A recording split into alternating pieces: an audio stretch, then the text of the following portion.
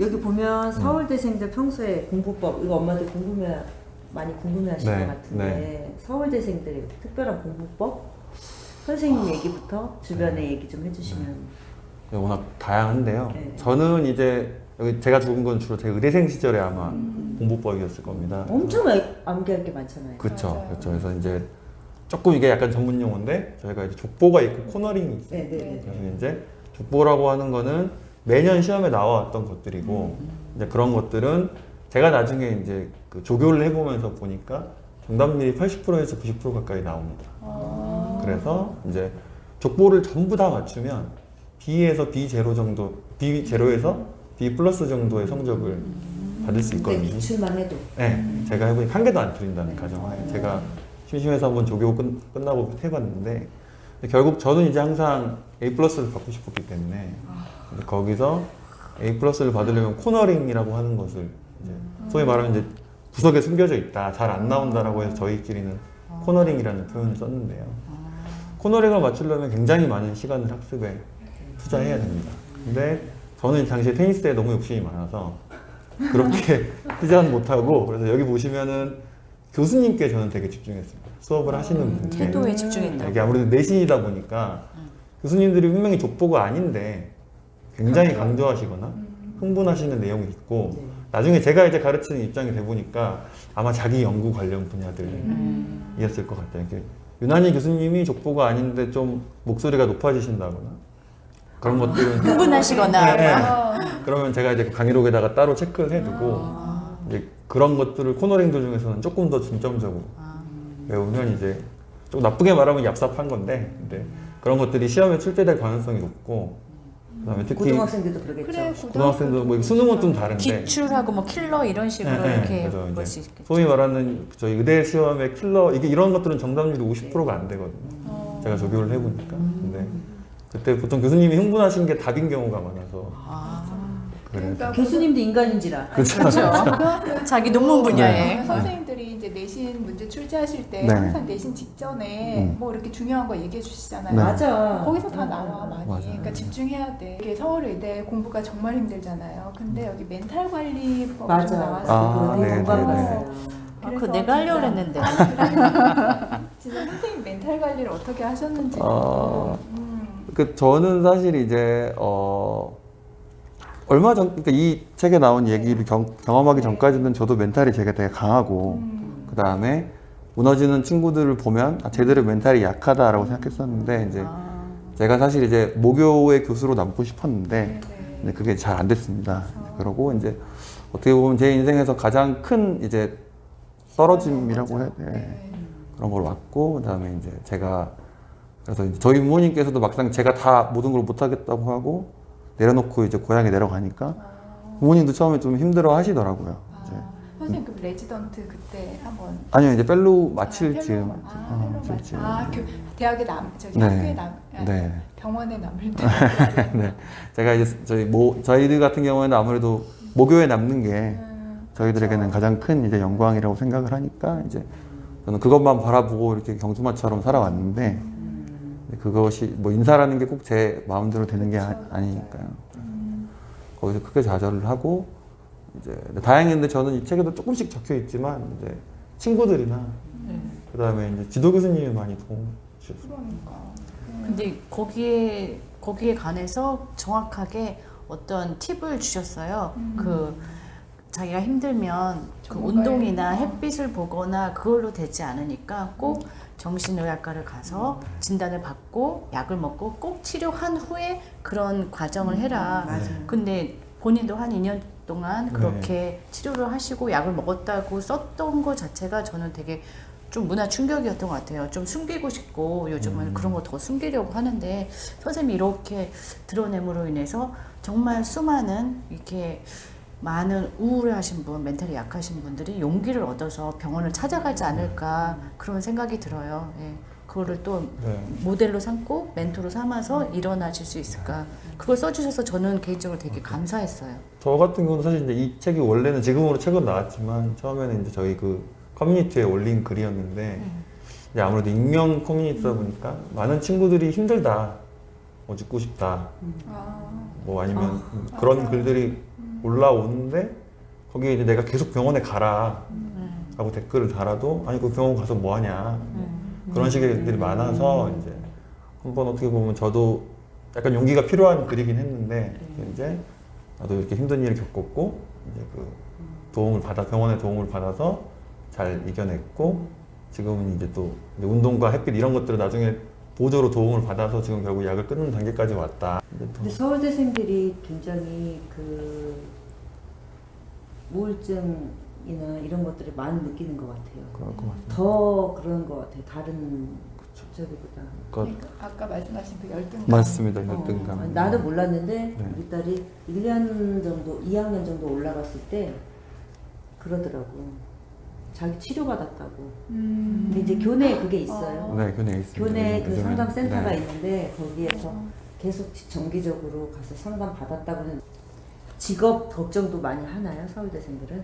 직업, 그러니까 사실 저희는 이제 의과대학 같은 경우에는 진학해서 이제 저희는 그 유급만 하지 않고 잘 따라가면 이제 직업 자체에 대한 걱정은 많지 않은데 이제 저처럼 이제 저 같은 경우는 이제 저희 농담으로 인문계하고 실업계라고 부르는데 오랜만에 들어보니까 우리 감성이야. 네, 저희끼리 농담으로 이제 그 소위 말하는 로컬 이제 밖에 나가서 이제 일을 할 것인지 아니면 이제 대학에 남아서 이제 보통 저희가 이제 대학에 남게 되면 논문을 써야 되기 때문에 그래서 이제 인문계와 실업계라는 표현을 사용을 하는데 이제 그런 것들을 고민을 하게 되고 그 다음에 이제 그런 것을 결정한 다음에 과를 저는 정해야 한다고 생각합니다.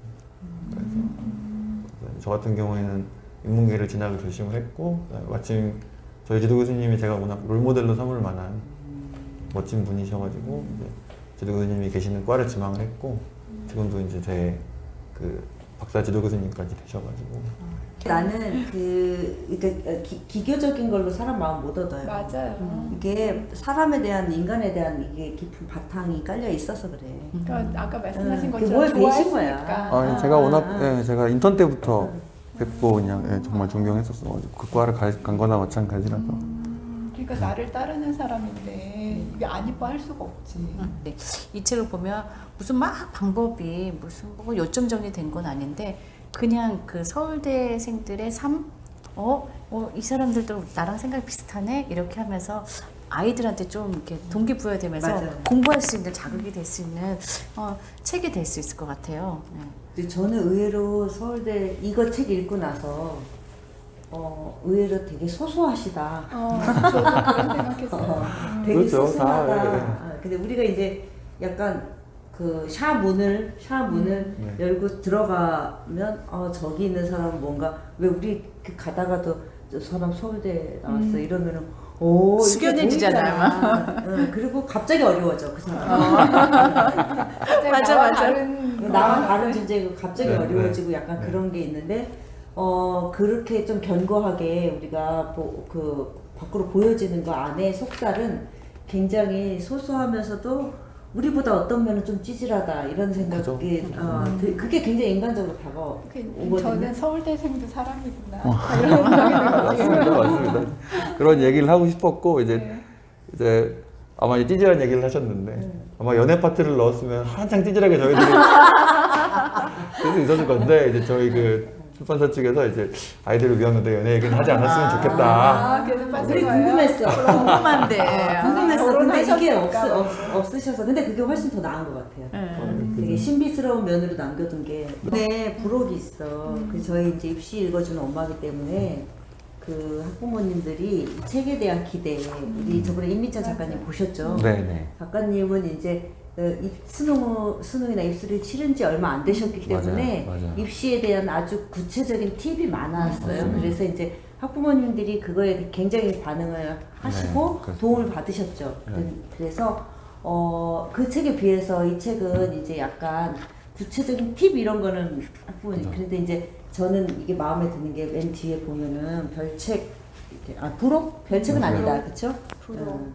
부록이 있는데 부록에 이건 어떻게 느끼게 되셨어요? 이거 같은 경우는 저도 이제 아무래도 말씀하신 대로 네. 제가 주로 이 책을 읽기를 바라는 친구들이 이제 중고등학생들이었는데 이제 그 친구들에게 좀 직접적인 도움도 그러니까 만약에 제 앞부분을 읽고 조금 이제 열심히 공부를 하겠다라는 마음이 들었을 때 강렬한 동기부여. 네, 동기부여가 되었을 때 좀 직접적인 도움을 주고 싶은 마음이 있어서 이제 부록을 생각하게 되었고요. 조금 이제 저희 임민천 작가님처럼 아주 구체적인 팁이라기보다는 조금 크게 한 걸음 뒤에서 공부를 어떤 식으로 공부에 접근해야 되는지 그런 이야기들이 아무래도 맞아요. 적혀 있는 것 같아요. 이게 전형별로 서울대에 합격한 학생들의 그 수기 같은 것들이 굉장히 많이 있어서 그리고 거기 안에는 그분들의 한 분 한 분의 어떤 공부 팁 같은 것도 들어있고 그걸 딱 보면 아 전체적으로 아 이런 학생이 서울대 가는구나 이게 딱 읽혀져서 저는 우리 학부모님들한테 부록도 굉장히 그 유용한 그 적일 것 같아요. 일반 네. 전형인지 뭐 정시로 네, 갔는지 네. 교과로 네, 갔는지 네, 네. 어떻게 했는지 이런 게 다 나와 있으니까. 막상 제 건 안 들어갔더라고요. 네, 너무 오래돼서 그러신 거 아닐까요? 아이 저 이건 같은- 나와야지. 연애편하고 같이 이렇게. 저 같은 경우는 계획을 세우는 거를 되게 중요하게 생각했었어요. 특히 고등학교 때도 그렇고 본과 때도 그렇고 그래서 제가 고등학교 때 같은 경우에는 2주 간격으로 그러니까 제가 아예 그 당시에 저는 이제 기숙이 되는 고등학교를 다녔었는데요. 그래서 하루를 한 12시간 정도로 해서 정확하게 뭐 이 시간에는 뭐 어떤 과목을 하고 그렇게 하고 2주가 지나서 제가 고3 기준으로 고3 때는 항상 제가 스스로 모의고사를 봤었는데요. 아 그리고 그 주말에 하루는 모의고사를 보고 이번엔 좀 과학이 부족했다고 생각이 되면 과학의 시간을 좀 늘린다든지 그런 식으로 저는 좀 같은 시간을 투자했을 때 저한테 가장 좋은 결과가 나올 수 있는 계획을 세우는 거를 되게 중요하게 본과 때도 비슷했었고요. 맞아. 그런 식으로 하려고 노력했었어요. 공부량이 워낙 많으니까 또 의대 공부나 뭐 고등학교 때 공부도 진짜 계획이 안 돼 있으면은 뭘 어디서부터 어떻게 해야 될지 맞아요. 모르고 무작정 그냥 시간만 많다고 생각해. 근데 계획을 짜다 보면은 네. 아 시간이 많지 않구나. 내가 지금 해야 될 게 이게 있구나라는 게 알게 되는데 그냥 4주 남았다, 2주 남았다 해버리면은 진짜 계획이 없으면은 그냥 시간이 가더라고요. 하루에 정말 온전히 공부하시는 시간이 고등학교 때 몇 시간 정도 평균? 그 당시에 제가 이제 기숙학교를 다녔기 때문에 기숙사가 있는 학교를 다녔기 때문에 보통은 영교시 있고 네. 그 다음에 이제 국교시까지 아마 수업은 차 있고 듣고 그러면 다시 자기 이제 주도 학습. 예, 이제 사실 1교시부터 9교시까지는 자기독서 학습을 하기는 좀 그렇죠. 이제 수업을 힘들죠. 했죠.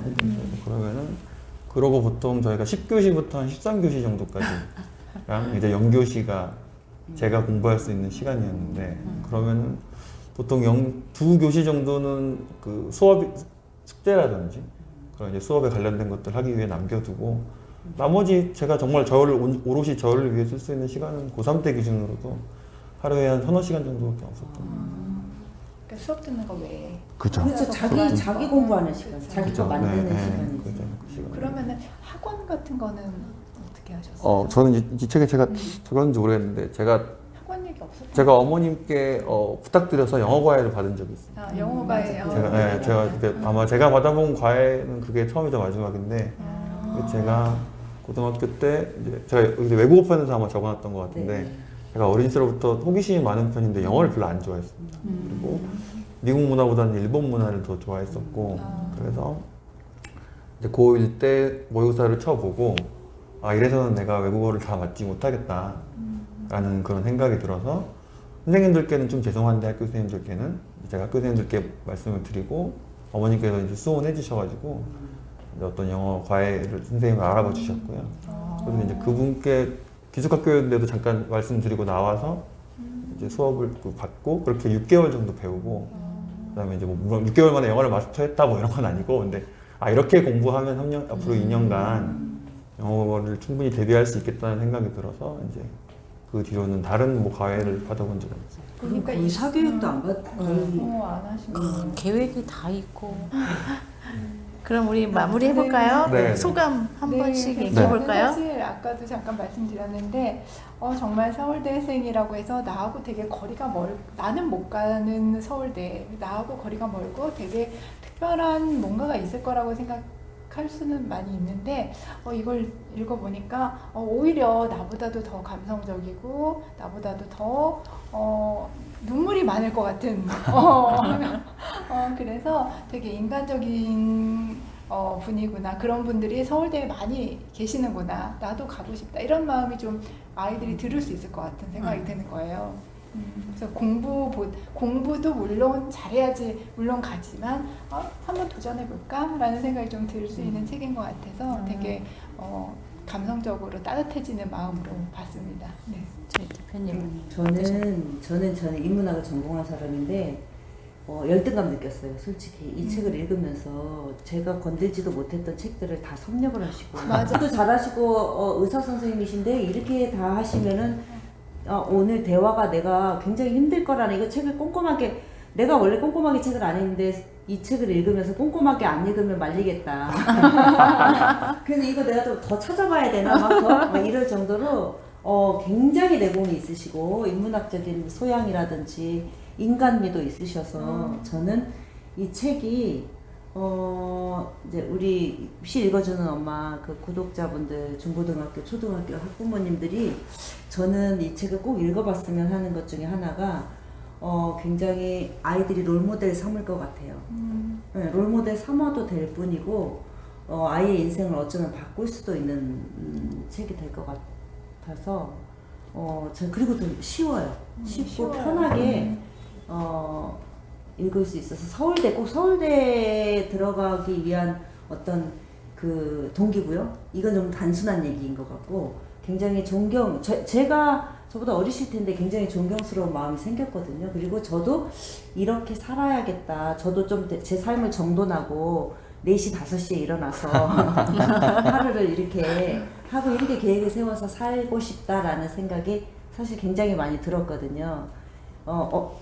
저는 이제 나이가 든 사람도 이런데 어린아이들 이거 읽으면 굉장히 그런 생각이 들 것 같아서 저는 그 아이들한테 꼭 한 권씩 읽혔으면 하는 책이 사람들이 다른 사람들 얘기도 막 인터뷰도 써 있고 뭐 다른 사람 댓글도 써 있고 하니까 하나의 블로그를 보는 느낌, 예, 한 장 한 장, 예, 그런 느낌이어서 저는 굉장히 추천합니다. 네, 읽으셨으면 좋겠어요. 저희 마지막으로 작가님, 저희 만나서 어떠셨나요? 너무 재밌었고요. 저희가 말이 더 많아요. 너무 재밌었습니다. 처음에 대본이 없다고 하셔서 진짜 이랬는데 정말 대본이 없이 하셔도 너무 재밌었고요. 네, 앞으로도 뭐 기회가 되면 한 번 더 나와서 또 한 번 이야기를 나누고 싶을 만큼 너무 재밌고 잊지 못할 좋은 경험이었습니다. 네. 작가님이 이제 우리 구독자님들을 위해서 책을 또 증정하실 거라서 그 내용은 네. 잘 정리해서 더보기란에 넣어놓을게요. 네네. 그럼 댓글 잘 적으신 분들 뭐 선정해서 뭐 있겠죠?